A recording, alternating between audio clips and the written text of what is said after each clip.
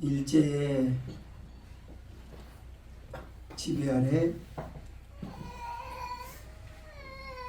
절망과 처절함을 그리고 국가 전망에 대한 암담함을 슬퍼하던 한 시인이 이 가슴 아픈 감정 표현은 동족의 대표격이 되었습니다.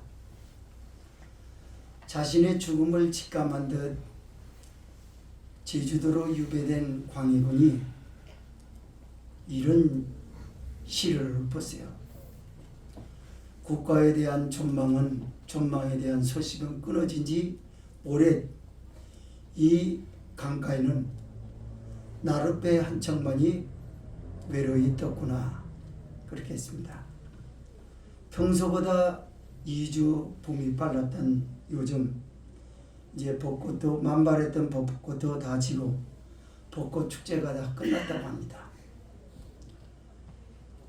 이제는 곳곳에 파릇파릇한 새싹들이 움켜 있습니다.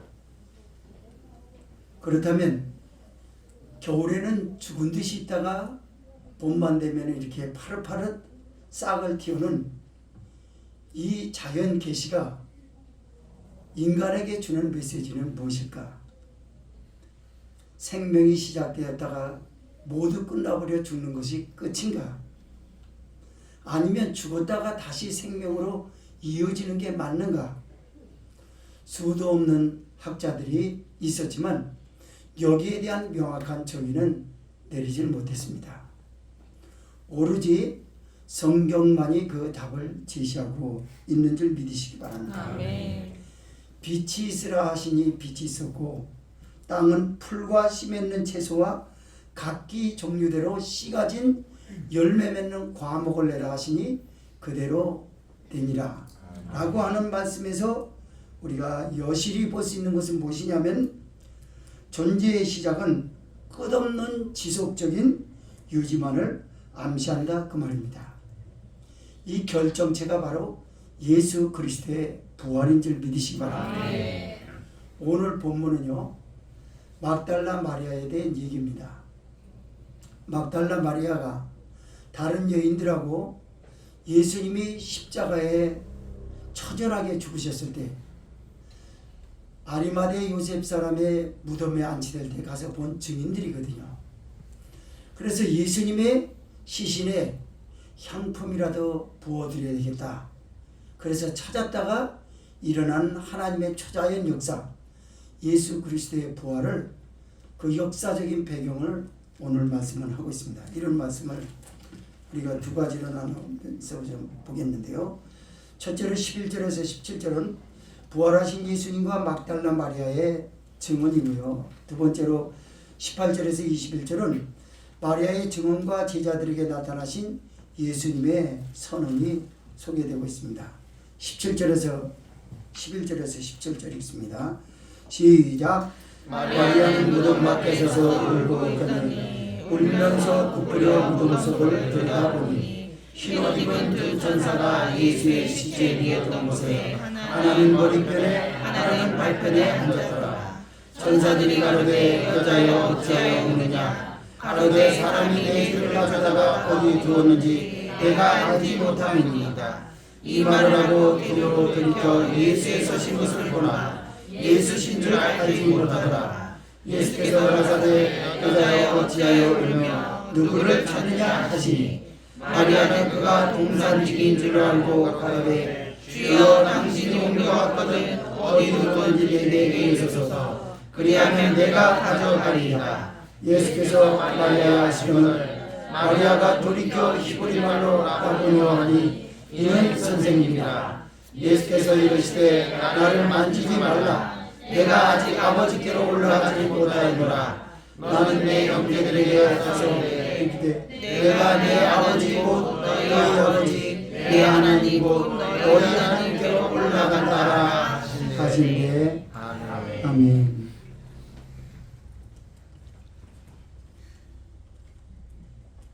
성난 그가 무도한 사람들로 인하여 예수님은 죽으셨고 그 광란의 질주를 폈던 사망도 잠잠한 새벽이었습니다.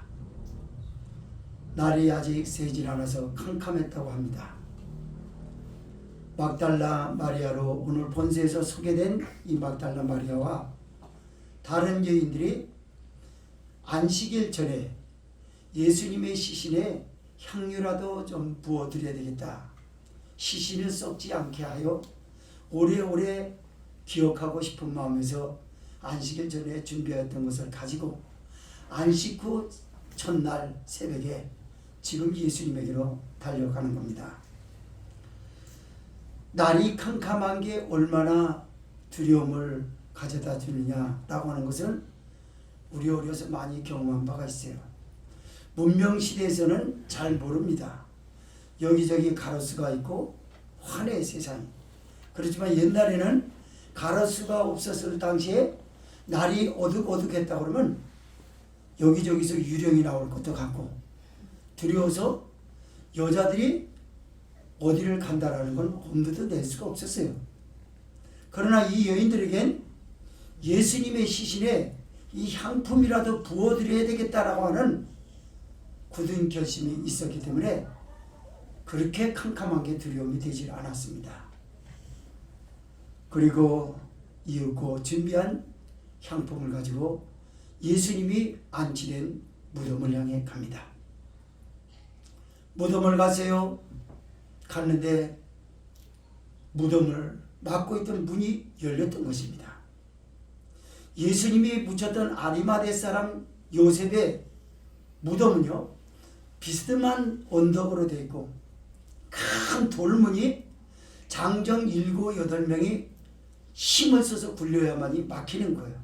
그러면 그걸 열려고 그러면은 수십 명이 열어도 그렇게 열기는 쉽지 않습니다.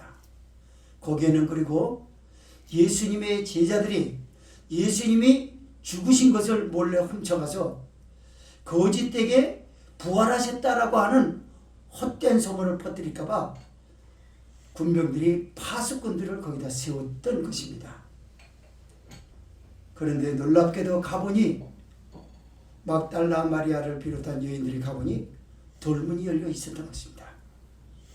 그리고 빈 무덤이라고 하는 사실을 발견합니다. 예수님의 제자 베드로와 다른 제자도 여인의 말을 듣고 가서 가보았어요. 그리고 베드로도 나중에 다른 제자 이후로 다시 가봤습니다. 가봤는데 예수님의 머리맡에 그리고 발편에 각각 천사들, 두 천사가 안고 있는 것을 본 것입니다. 그리고 오늘 본서에서는 뭐라고 말하냐면 두 제자는 집으로 돌아갔다라고 얘기를 했어요. 집으로 돌아갔다라고 요한 저자가 강조하고자 하는 것은 무엇일까요? 죽음의 사망의 지배 아래에 있는 인류는 하나님의 부활에 대한 소망이 이미 없었다고 하는 사실을 알려주고 있는 거예요.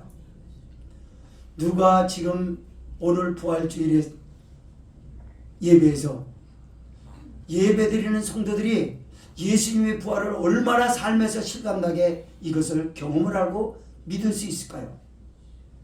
좀처럼 믿기가 어렵습니다.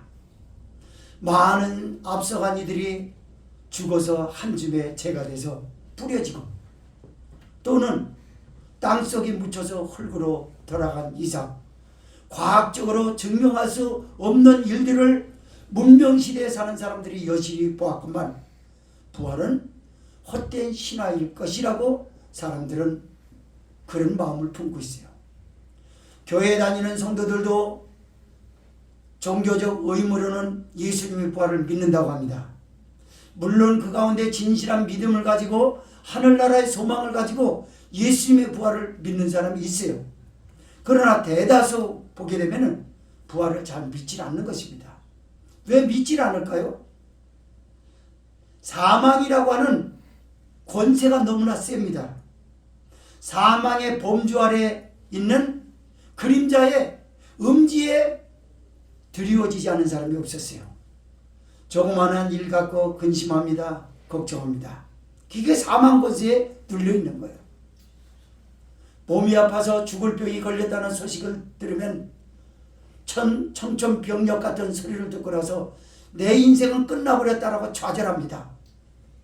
그게 주의 종일지라도, 장로님이라 할지라도, 권사님, 집사님이라 할지라도 예외 없이 많은 사람들이 그렇게 살고 있어요. 오늘도 사망은 이렇게 힘이 셉니다. 그래서 주님의 두 제자가 예수님이 계시지 않은 것을 보고 집으로 돌아갔다라는 의미를 요한 저자는 성령에 감동돼서 기독교 성도들에게 던지는 거예요. 교회에게 던지는 거예요. 너희 교회는 부활을 믿느냐? 야, 예수님의 부활을 설교하는 너 손영건 목사, 너는 믿어? 부활을? 성령이 지금 성경에서 이렇게 말씀을 하고 질문을 하는 것입니다. 한편 막달라 마리아는 예수님의 시신이 없어진 것 때문에 무덤 밖에서 애통하면서 통곡하고 옵니다. 그때 천사가 여자여 어찌하여 우느냐? 여인이 천사에게 답을 합니다.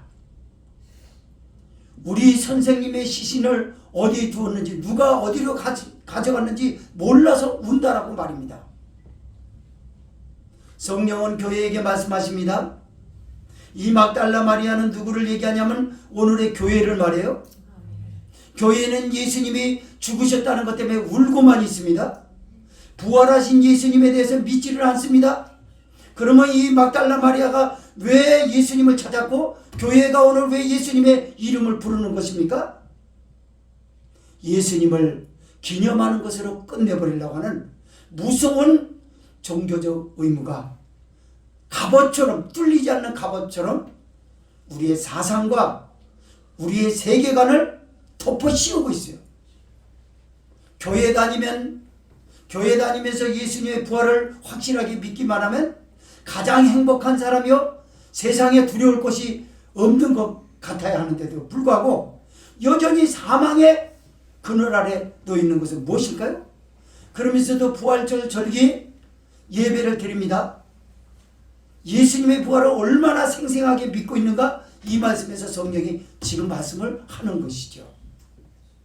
막달라 마리아처럼 코로나 3년을 지나오면서 교회는 울어버렸습니다.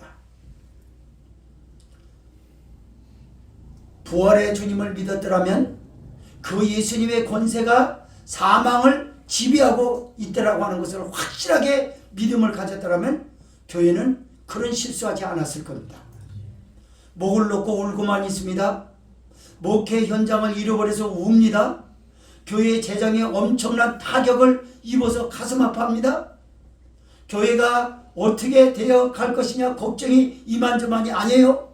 분명히 성경에서는 밤나무 상수리나무가 다 배임을 당하여도 거룩한 그루터기는 남아 있을 것이라는 말씀이 있음에도 불구하고 교회가 힘을 쓰지 못하고 있어요. 예수님을 우리는 이 부활에, 이 부활절 하루만 예배드리고 끝나는 게 아니에요.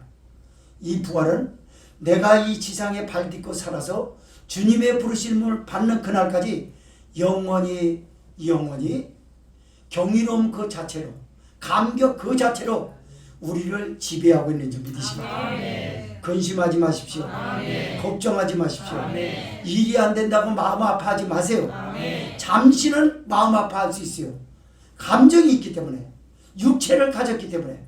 그러나 그 아픔이 비극이 돼서는 안 돼요. 그게 비극이 돼서 하던 일을 놔버리고 주님을 찾던 신앙도 가물가물해지고 좌로나 우로나 치우친다 그러면 그게 무슨 부활이냐라는 것이 성령이 교회에게 지금 던지고 있는 말씀이죠. 마리아는 막 울고 예수님의 시신을 어디에 두는지 알 수가 없었어요. 그리고 통곡하고 울고만 있습니다. 그때 다른 공간복음의 저자는 천사가 예수님이 계신 곳을 가리켰다, 손가락질로 가리켰다라고 기록하고 있어요. 요한 저자는 그걸 말하진 않습니다. 그러나 무엇인가 가르쳤기 때문에, 누군가가 가르쳤기 때문에 막달라 마리아가 뒤로 돌이켜라고 하는 성경을 기록을 하고 있습니다. 봤어요. 그분은 예수님이셨습니다. 그러나 마리아의 눈에는 보이질 않았습니다. 마리아의 눈에는 무엇으로 보였냐면 동산 묘지를 관리하는 동산직인 줄만 알았어요. 천사가 그랬던 것처럼 예수님께서 묻습니다. 마리아야, 마리아야라고 이름 부르기 전에 참 뭐라니, 여자여 어찌하여 우느냐, 그리고 누구를 찾느냐라고 하는 것입니다. 그런데 천사에게 대답하였던 것처럼 막달라 마리아는 똑같이 얘기를 합니다. 당신이 우리 선생님의 시신을 가져간 것을 안다 그러면 나에게 가르쳐 주십시오. 내가 가져가리다. 자기가 가져가겠으니까 가르쳐 달라고 하는 거예요. 이때 예수님의 마음이 어떻겠습니까? 그때 예수께서 말씀하십니다. 마리아요 하고, 마리아는 예수님이 불러주니까 평소에 예수님의 그 목소리인 줄 알고, 그제서야 예수님이 죽음에서 부활하셨다는 걸 알게 되었습니다.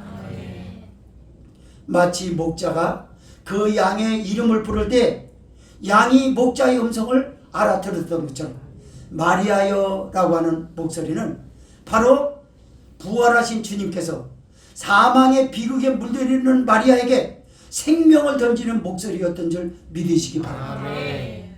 맞습니다. 우리 교회에게 묻습니다. 저와 여러분에게 묻습니다. 아무개 성도여라고, 아무개 목사여라고, 아무개 교회라고 묻고 있는 것입니다. 이 물음이 무슨 물음이라고요? 사망의 비극에 더 이상 덮어 씌워 있지 말라는 겁니다. 생명을 주는 목소리였어요. 너는 내가 그토록 사람들이 두려움과 공포에 떨고 있는 사망의 권세를 깨뜨리고 무덤을 열고 내가 죽음을 이겼는데 너는 왜 죽음의 음지 아래서 지배를 당하고 그렇게 슬퍼하느냐?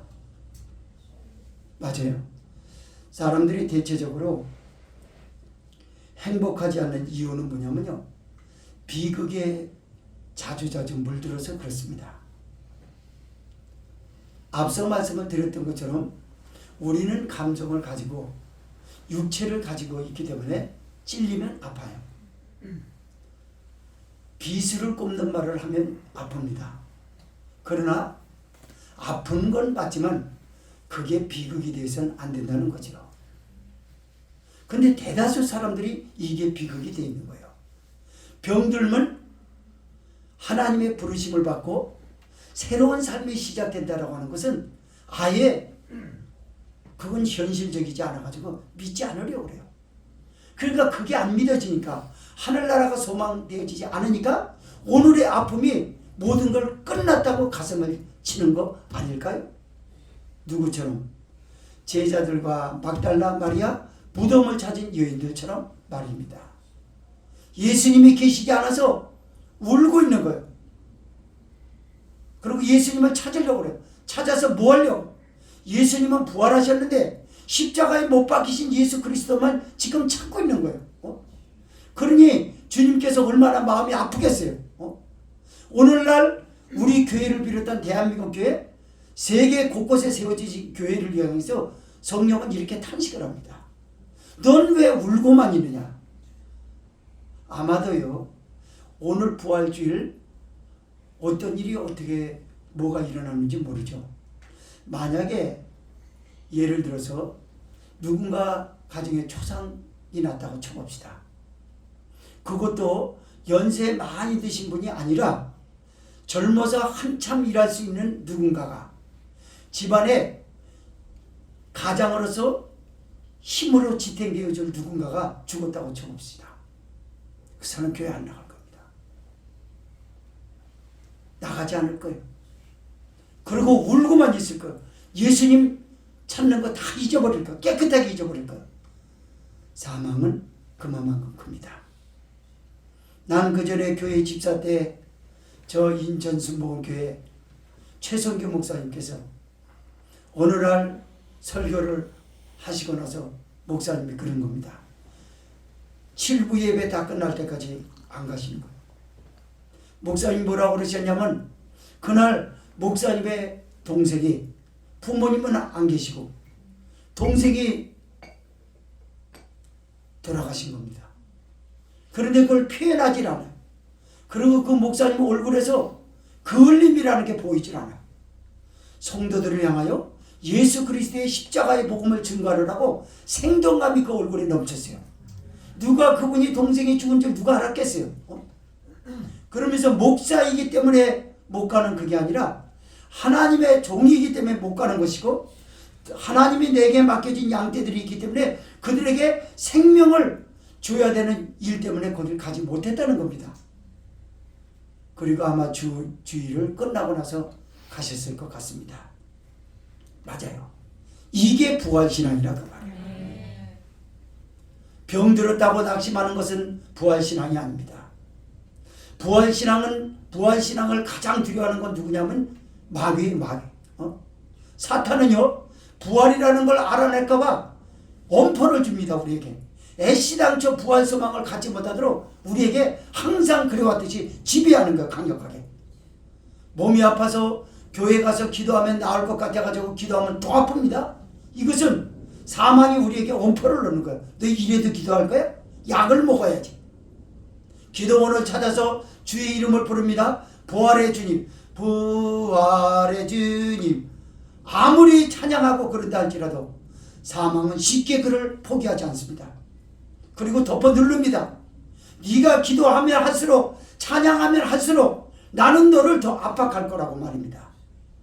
속지 마십시오. 아멘. 예수님은 사망을 이기셨습니다. 아멘.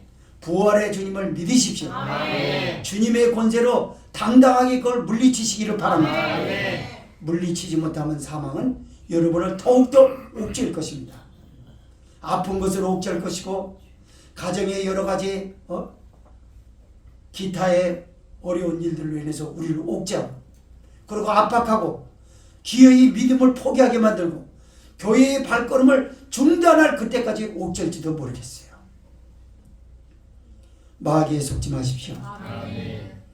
여러분은 부활의 주님이 부활의 첫 열매가 된 것처럼 우리는 그 다음 열매를 지금 준비하고 있어요. 우리 이 썩을 몸이 부활의 주님의 영화를 입었습니다. 아멘. 이렇게 준비됐기 때문에 언제 나팔 소리가 들릴지, 언제 주께서 나를 개인적으로 호출할지 모르지만 그때가 되면 부활이라고 하는 놀라운 영화를 저 하늘나라 천국에서 영생 복락을 통해서 직접 경험하게 될 것입니다. 아멘. 거기 얼마 남지 않았어요. 세월이 얼마나 빠릅니까? 시간이 얼마나 빠르게 지나갑니까? 그렇게 오래지 않아서 그 일은 이루어질 줄 믿습니다. 아멘. 17절 읽겠습니다. 시작. 예수께서 이르시되 나를 만지지 말라. 내가 아직 아버지께로 올라가지 못하였노라. 너는 내 형제들에게 가서 이르되 내가 내 아버지 곧 너희 아버지, 내 하나님 곧 너희 하나님께로 올라간다 하라 하신대. 예수님께서 마리아야라고 불러주지 않았습니까? 그러니까 목자가 양의 이름을 부를 때 양이 목자의 음성을 들었던 것처럼 그런 원리가 된 거예요. 그래서 어찌할 바를 몰라서 마태 저자는 요한 저자가 들춰내지 않았던 것을 뭐라고 표현했냐면 발을 붙들고 경배하니라고 표현했어요. 요한이라는 사람하고 마태라는 사람의 저자의 그 특성이 다른 게 있어요. 요한이라고 하는 사람은 굉장히 진지하죠. 그리고 침착한 사람이 성격상. 마태는 좀 강력합니다. 우리 성령께서는요, 이 두 저자의 특성을 살려가지고 독자들에게 다양하게 예수 그리스도의 부활을 지금 전하고 있습니다. 분명한 것은 막달라 마리아가 예수님이 죽은 줄만 알았는데 살아나셨으니 이 가슴이 터질 것만 같은 거예요. 이게 꿈인가 생신가? 그러나 현실이었어요. 그래서 그분의 부활하신 경이로움에 무릎을 꿇고 경배하였던 것만은 틀림이 없었던 것 같습니다. 그리고 예수님을 만지려고 했던 것 같아요. 근데 예수님께서 마리아야 나를 만지지 말라라고 합니다. 왜 만지지 말라고 그럴까요? 아직도 사망의 음지에 물들여져 있는 그 믿음을 가지고 부활의 주님을 만질 수도 없겠거니와 그 주님이 이제 하늘로 승천하여 하나님 아버지와 동등된 사건이 아직 이루어지지 않았어요. 그걸 말씀하는 거예요. 다만 제자들에게 가서 네가 부활하신 주님을 봤다라고 가서 말하라. 그리고 주님께서 너에게 이렇게 말씀하셨다고 하라. 어떻게 말입니까? 아직 아버지께로 올라가지 못했으니 내가 사망 권세를 깨뜨리고 부활한 것을 모르고 십자가에 못 박히신 옛날의 과거에 그 예수님을 찾고 있는 그 믿음을 가지고 나를 만날 수 없다라는 것을 가서 제자들에게 말하라고 했던 것입니다. 맞습니다. 아무리 얘기를 해도요, 부활은 참 믿기가 어렵습니다. 장례식장을 가보십시오. 동남아에 가끔 가다가 장례 문화를 보면요, 별 문화가 다 있더라고요. 그런데 거기에 동남아의 문화 중에는요, 장례 문화 잔치가 굉장해요. 그리고 우는 사람들 없어요. 막 춤을 춥니다. 힙합 돌리면서 춤까지 추고 그래요. 그러면서 내일을 믿는 거예요. 그분들은. 이분의 죽음은 우리 조상의 죽음은 죽는 것으로 끝나는 게 아니라 좋은 곳으로 가서, 여러분 미신도 그렇게 하는데, 아니 생생하게 사망 권세를 깨뜨리신 예수님, 그 하나님을 지금 믿고 있는 교회가 그것만도 못하게 한다? 장례식장에서 막 여기 웃었다고 그러면요, 목사가 저 장례 예배 많이 저기 하는데 장례 예배 가가지고 내가 행복하시죠 그랬다가 딱이 맞을 거예요. 그거 가지고. 그 왜 자꾸 전하는 걸 자신 없게 할까요? 그건 뭐냐면 하나의 예라는 거예요. 남의 이목이 너무 집중되어 있어요. 하나님의 복음을 복음대로 증거하여 성도들의 영혼을 살려야 되고 위로와 격려가 되도록 해줘야 되는데, 그게 아니라 눈치만 보는 거예요. 이 말하면 좋을까? 다 인간적인 생각이죠. 성령의 지시대로 따르면 문제가 없을 줄 믿습니다. 물론 가가지고 푼수 없이 지금 가슴 아픈 사람 앞에 가자마자 웃고 그거는 아니죠. 그게 아니라 복음으로 우는 눈물을 씻겨주고 위로가 되도록 하라고 말해요. 그럴 때 그 메시지를 던지고 나서 내가 뒤돌아서면 미소는 누가 주냐면 성령이 줘요. 말씀을 들었던 거 생각나게 합니다. 그리고 성령이, 그래 우리 어머니가 아버지가 예수님을 믿으셨으니까 하늘나라 가셨지. 이제는 조금 마음은 아프지만 우리 엄마 우리 아버지가 믿음 생활했던 그 길을 나는 따라야 되겠다. 이런 진실한 신앙이라는 걸 다시 새롭게 다지는 시간을 가져야지. 언제까지 돌아가신 분을 탓하면서 뭐 49제를 하느니 뭘 하니, 그건 말이 안. 기독교에서는 그런 거 하지 않습니다. 두 번째 말씀 보겠습니다. 18절에서 21절은 마리아의 증언과 제자들에게 나타나신 예수님의 선언입니다. 18절에서 21절 시작. 막달라 마리아가 가서 제자들에게 내가 주를 보았다. 또 주께서 자기에게 이렇게 말씀하셨다 이르니라. 이날 곧 안식 후 첫날 저녁 때에 제자들이 유대인들을 두려워하여 모인 곳에 문을 닫았더니 예수께서 오사 가운데 서서 가라사대 너희에게 평강이 있을지어다. 이 말씀을 하시고 손과 옆구리를 보이시니 제자들이 주를 보고 기뻐하더라. 예수께서 또 가라사대 너희에게 평강이 있을지어다. 아버지께서 나를 보내신 것 같이 나도 너희를 보내노라. 아멘. 3일 전만 해도 십자가에 못 박히신 예수님 처절한 죽음을 막달라 마리아와 여인들이 기억하고 있었거든요. 근데 그 주님이 살아나셨으니 그 감정이 어떻겠습니까? 가슴이 북받쳐 올라와서 터질 것만 같아요. 감격 그 자체였습니다. 그리고 이 소식을 전하러 지금 제자들에게 달려가는 여인의 감정이 어떻겠습니까? 마태 저자는 여기에 대해서 표현하기를 뭐라고 표현하냐면 달려갔다라고. 요한도 마찬가지로 그런 뉘앙스를 가지고 있어요. 맞습니다. 부활신앙을 지금 성령이 말씀하는 거예요. 달려간다라는 얘기는 무엇입니까? 삶의 에너지를 말해요. 영적 힘을 말합니다. 맞아요. 바울 사도가 그럽니다. 고린도 교회 성도들에게. 오히려 바울을 향해서 순교하려고 하는 바울에게 이제 선생님 쉬세요. 그러니까 바울이 던진 말이 뭐였어요? 사랑하는 성도들아, 어디까지 이르렀든지 그대로 가라. 아멘. 전진 그 자체예요.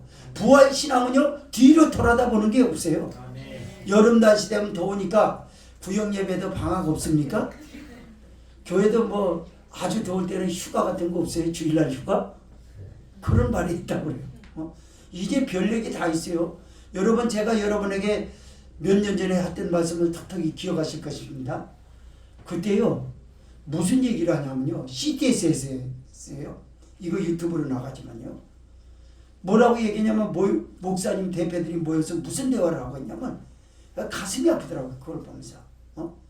이제 교회가 성도들에게 좀 배려를 할 때가 됐다는 거예요. 어떤 목사님께서. 그래서 가만히 들어보니까 저분이 얘기하려는 게 뭘까? 그랬더니 성도들에게도 너무 저기 하지 말고 구역 예배 같은 거 쉬고 예배도 계속 이렇게 드려서 되나? 이런 소리를 하더라고요. 그분은 왜 목사가 됐는지 난 그게 궁금한 거예요. 그분은 왜 목사가 된 거예요 대체? 그리고 거기에 왜 매스컴에 그런 데 타가지고 왜 하나님의 영광 가리고 교회의 복음을 유전하지 못하게 하고 교회의 복음을 막아버리는 일을 할 수 있겠습니까? 이 말도 안 되는 짓을 하는 거예요. 그러면서 뭐라고 얘기하냐면요. 그래요. 그래서 한 달간쯤 교회가 성도들에게 이렇게 저기 하고 교회 안 나올 때하고 교회 나올 때하고 차이점도 알아둘 겸 한 달간은 이렇게 해볼 필요가 있다는 거예요. 여러분 이거 잘 들으셔야 합니다. 유튜브로 나가는 방송에 이것을 보시는 분들 이거 잘 들으세요. 그 목사님이 얘기하고 두 달 만에 코로나가 왔어요. 그게 2월 달입니다. 2019년 2월 달이라고요. 그때 코로나 확진자가 처음 생겼어요. 우리나라에. 한 명이 어디 외국에 갔다가 들어와가지고. 보십시오. 하나님이 그 목사님 얘기하는 거 다 들었어요? 그 목사님은 이거 혹시 유튜브라도 듣는다 그러면 목사 자격 내려놓으세요. 목사 아니에요. 목사가 그런 얘기를 하고 돌아다녀요? 예수 그리스도의 십자가의 복음이 얼마나 강렬한데 목숨을 지금 내놓고 사투해야 될 입장에서 뭐 교회가 성도를 향해서 배려한다고? 이 부활의 주님을 만난 막달라 마리아를 보세요. 이게 막달라 마리아인가요? 교회입니다. 성령이 그러는 거예요. 야, 예수님의 부활을 소망하고 그걸 경험한 교회는 후퇴가 없다 그 말이에요. 아멘. 신앙에 왜 후퇴가 있습니까? 아니에요. 에너지가 모자라니까 후퇴하는 거 아닌가요? 영적 힘이 딸리니까 주저앉고 싶은 마음에서 한 말은 아닌가요? 이 여인 막달라 마리아는 단숨에 제자들에게 달려간 거예요. 오늘도 부활 생명, 부활의 에너지는 우리의 지친 몸을 일으켜 세우죠. 이사야 선지자가 이사야 40장 28절에서 31절 고백했다고 했죠. 여호와를 앙망하는 자는 새 힘을 주시리니 독수리 날개 치며 올라간 같을 것이요. 저는요 독수리가 대단한 거 요번에 동물의 왕국에서 봤어요. 독수리 한 마리가요 사냥을 그 벽에 이렇게 있는데 낭떠러지 있는데 그걸 사냥하더라고요. 몸무게가 자기 5배 되는 걸 한 손으로 들어가요. 두 손도 아니고 한 발로 이렇게 해가지고 11kg 되는 독수리가 55kg 되는 사냥을 이걸 잡아가지고 사람 몸무게 정도 되잖아요. 이 목덜미를 딱 잡았어요. 그러니까 그거 처음 봤어요 이번에. 그러면서 계속 날려다가 꼭대기 가지고 암벽 있는 곳에서 놓더라고요. 그러니까 그 떨어지니까 죽지요. 그 압력에 죽으니까 독수리들이 내려가가지고 먹는 걸 봐서 독수리 엄청납니다. 여러분 아무리 과학적으로 기계화가 되고 그런다 할지라도요 기계로서 한계가 항상 있어요. 자동차가 100km 달리다가 그대로 브레이크 잡으면 제동거리기는 얼마나 나올까요? 아마 몇십 미터 밀려갑니다. 아무리 잘 듣는 차도. 독수리는요 시속 300km로 내려다가요 사냥감이 5m가량 있을 때 거기에 날개치대요. 이 압력으로, 공기 압력으로 인해가지고 달려오는 속도를 제동을 해버려요. 이야, 하나님 대단하시다. 아멘. 야, 비유를 해도 독수리 해야 했을까? 야, 독수리 정말 대단합니다. 그렇게 300km로 내리꼰다가 그냥 5m 아래 그냥 먹이 까미는 데서 이렇게 하면 속도를 딱 조절해가지고 그것만 딱 치고 그리고 올라가요. 그리고 내려왔다가 올라가려고 그러면 기계 같으면요, 탄력이 없으면 그냥 거기서 머뭇거립니다. 뭐가 같으냐면 자동차가요, 화물차가 짐 잔뜩 싣고 탄력 받아서 내려가다 원도 올라갈 때 차 하나가 거기서 느릿느릿하고 앞에 가로막아 보세요. 그래서 서버리면 그 올라가려면 하루 종일 올라가야 돼요. 탄력이 떨어져가지고. 제가 지금 이걸 얘기하려는 건 뭐냐면요, 부활의 탄력을 말하려고 해요. 탄력을 받으십시오. 탄력 받은 저기는 언덕이 그렇게 힘이 안 들어요. 우리의 삶엔 질곡의 언덕이 있게 마련이에요. 직장에서도 언덕이 있어요. 사업에 언덕이 있고요. 공부하는 데서도 언덕이 있고요. 난이도가 상당히 경험해보지 못한 어려움을 겪을 수 있어요. 그러나 부활의 에너지는 그걸 차고 넘어갑니다.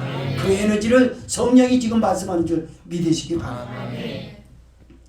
19절의 말씀해 보니까 이날 곧 안식구 첫날 저녁 때 제자들이 유대인들을 두려워하여 모인 곳의 문들을 닫았더니 예수께서 오사 가운데 서서 가라사대 너에게 평강이 있을지어다. 아멘. 마리아가 제자들에게 달려가서 그리고 예수님이 봤다라는 얘기 다 합니다. 그리고 부활의 주님을 자기가 만나서 너무나 꿈인지 생신지 몰라서 주님을 붙들고 경배하려고 했더니 예수님께서 나를 만지지 말라고 했다. 왜냐하면 예수님이 하늘로 올라가셔야 된다고. 그리고 하나님이시라는 것이 세상에 공개되기 전까지는 사망 권세 아래서 슬퍼하고 있는 네 손으로 이 거룩한 몸을 만질 수 없다고 하더라. 이걸 얘기를 했어요.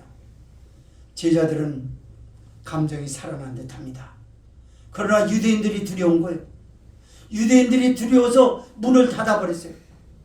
밀고자라도 생겨가지고 붙들려가면 죽을까봐 겁이 나가지고 거기 있는 거예요. 여기에 예수님이 들어오셨습니다. 아멘. 여기에 문을 잠갔다라는 것과 예수님의 돌문을 닫았다라는 걸 뭘 말하냐면 사망 권세를 말해요. 사망이 생명을 완전히 죽이려고 아무리 막아보세요. 생명을 죽이지 못합니다. 아멘. 예수님의 부활의 생명을 죽일 수가 없어요. 아멘. 문을 닫고 있는데 그 가운데 나타났어요. 얼마나 놀랬겠습니까? 지금 가뜩이나 두려워서 저기인데 문을 다 잠근 거예요. 곳곳에 다 잠궜는데 어디로 예수님이 오셨다는 건가요? 뭘 말하는가요? 사랑하는 나의 제자야, 나는 사망이 나를 가둘 수 없단다. 그리고 너는 사망에 가둬져가지고 두려워 떨기 때문에 내가 너에게 생명을 주러 왔다. 그래서 예수께서 가라사대 너에게 평강이 있을지어다 그러지 않습니까? 이 평강은 세상이 주는 것과 같지 않습니다. 세상은 우리에게 평강을 주는 척했지 한 번도 준 적이 없어요. 돈이 여러분에게 영원한 평강이 됐던가요? 집을 갖고 넓은 집을 갖고 싶어 했던 평강이 정말로 여러분에게 영원했던가요? 아닙니다. 다 흉내만 냈어요. 좋은 차도 흉내만 냈어요. 우리 가정에 경사스러운 좋은 일들이 나에게 흉내만 냈던 거예요. 그러나 예수께서는 우리에게 영원한 평강을 주셨습니다. 아멘. 그 평강이 뭐라고요? 사망의 비극에 물들지 않는 든든함을 말입니다. 아멘. 침착함을 말입니다. 아멘. 맞아요. 평강이 있을지어다 예수님께서 말씀합니다. 그랬더니 예수님께서 제자들에게 이렇게 배려하셨습니다. 십자가에 못 박힌 손과 옆구리를, 창자국을 받은 옆구리를 보여주는 것입니다. 왜 그걸 보여줬을까요? 한 번 그런 경험이 있지 않았습니까? 물 위로 걸어오시는 예수님 보고 유령이다 유령이다 하지 않았습니까? 그래서 유령이라고 할까봐 영은 살과 뼈가 없으되 육은 살과 뼈가 있다라고 하는 것을 보여주기 위해서 예수님께서 십자가에 못 박힌 손, 옆구리에 창자국이 난 것을 지금 제자들에게 보여주신 거예요. 그때 제자들이 그때서 보고 나서 제자들이 기뻐하더라. 할렐루야. 맞아요.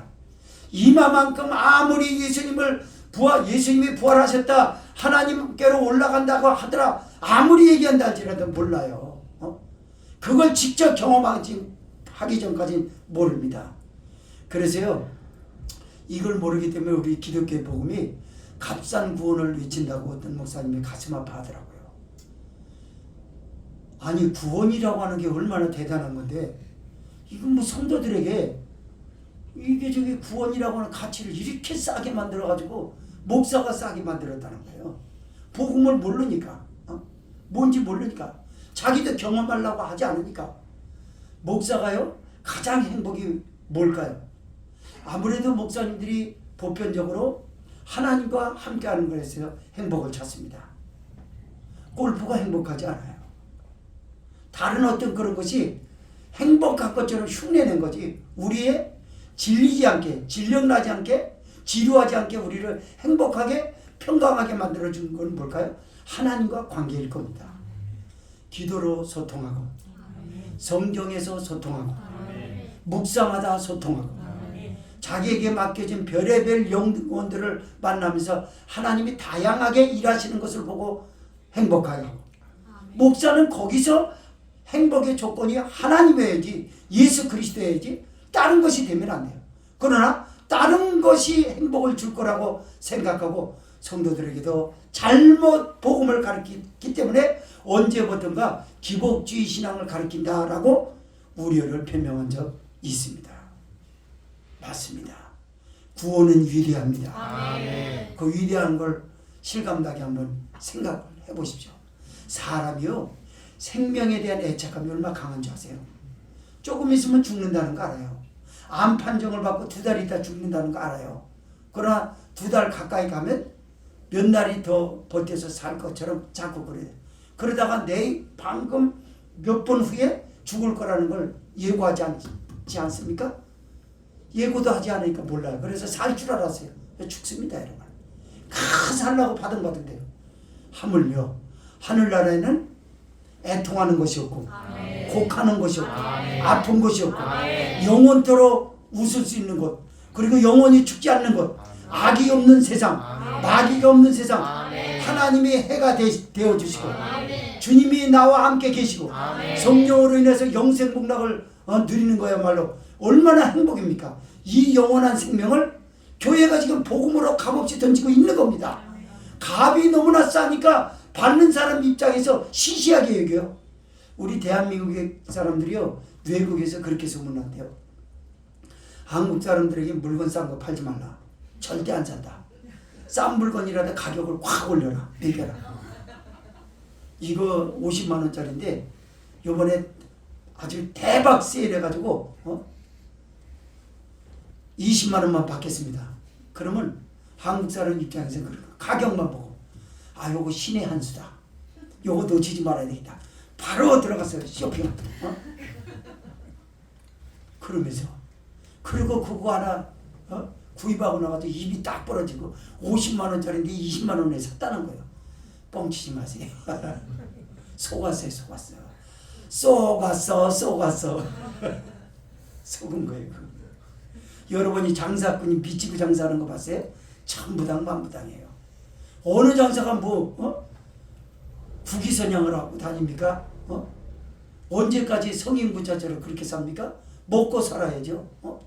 자기에게 요만큼이라도 남으니까 파는 거지, 거저주는 듯이. 상하는 사람 입장에서 잘 속아요. 거저주는 것처럼 저기서 이거 거저왔다고. 거저요? 없어요. 자, 21절 읽고 마칩시다. 시작. 예수께서도 가라사대 너희에게 평강이 있을지어다. 아버지께서 나를 보내신 것 같이 나도 너희를 보내노라. 아멘. 평강이 있을지어다 2번을 외칩니다. 그래서 뭐라 그러냐면, 아버지께서 나를 보내신 것 같이 나도 너희를 보내노라 그럽니다. 어디로 보낸다고? 세상으로. 예수님께서 하나님 아버지로부터 이 땅에 오셨어요.